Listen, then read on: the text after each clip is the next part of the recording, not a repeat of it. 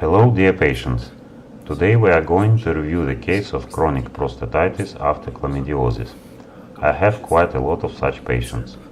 A young man came to us. 3 years ago he had chlamydiosis. After chlamydiosis he has periodic pains in the area of urethra. He has pains and itch in the anal area, itch in the area of urethra and periodic discharges that you see on the picture. He came to us at the moment of aggravation of these discharges. Before us, he came to venerologist, urologist at the place of living, and he was prescribed some tablets and suppositories as always. In some cases, a general urine analysis is taken. Sometimes culture tests are taken, and that's it.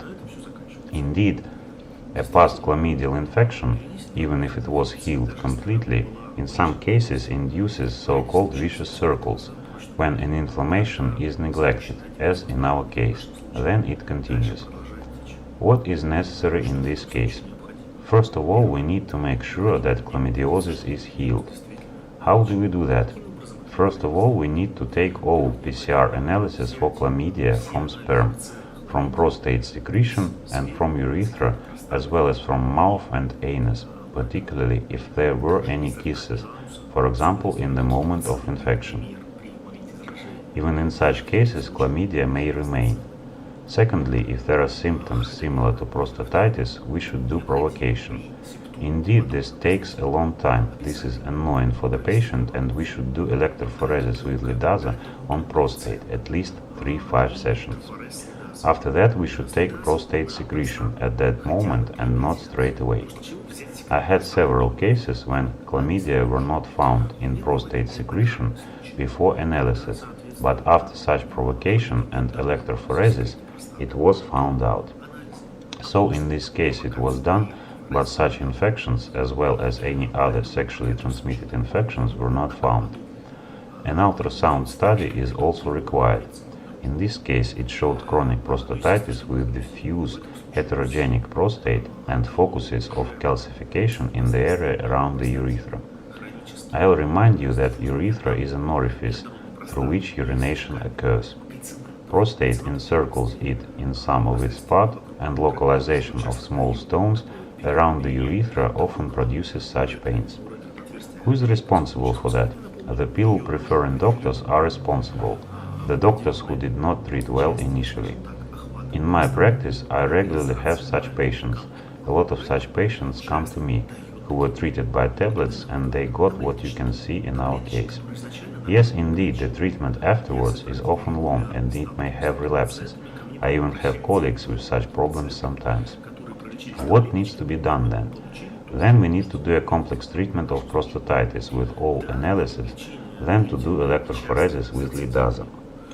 We also do warming up of urethra if there are complaints like discharges, as in our case. Of course, we cannot do without antibiotics here. If there are no chlamydia, the antibiotics should be chosen according to sensitivity of bacteria in urethra and prostate. It's advisable to do culture test separately from urethra and from prostate. We also have to carefully examine seminal vesicles, which may also be inflamed, according to ultrasound study. There should be a good doctor of ultrasound diagnostics and not just some polyclinical magician. I often had cases when vesiculitis was found out, although this diagnosis was not set. It requires separate treatment, separate massages, etc.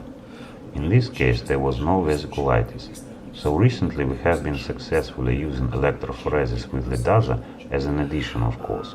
We've been successfully using heat on urethra using a special catheter.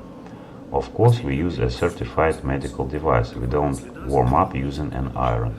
We also use instillation in urethra, etc. So we need a complex treatment. If initially the patient was treated normally, completely from chlamydia and not by a bunch of tablets, then trust me, this would not happen almost surely. I haven't seen that in any of the cases when chlamydial infection was treated well. It's good that in this case joints are not affected, otherwise a consultation of rheumatologist would be necessary, as well as modern medications that are quite expensive. So during an undergone chlamydial infection, it's necessary to do a normal examination. for remaining chlamydial infection after treatment and to have a look whether it remained in prostate. Second is a full-scale treatment of chlamydial infection complications, depending on these results and results of culture tests and ultrasound studies. In case of any sexually transmitted infections and their consequences, including chlamydiosis, you can consult venerologists and urologists of our paid medical center of Dermatovenerologic dispensary in Moscow. We have experienced specialists who do diagnostics and treatment of such diseases. We are waiting for you in our clinic. Please subscribe to our channels on YouTube and Instagram. Thank you for your attention.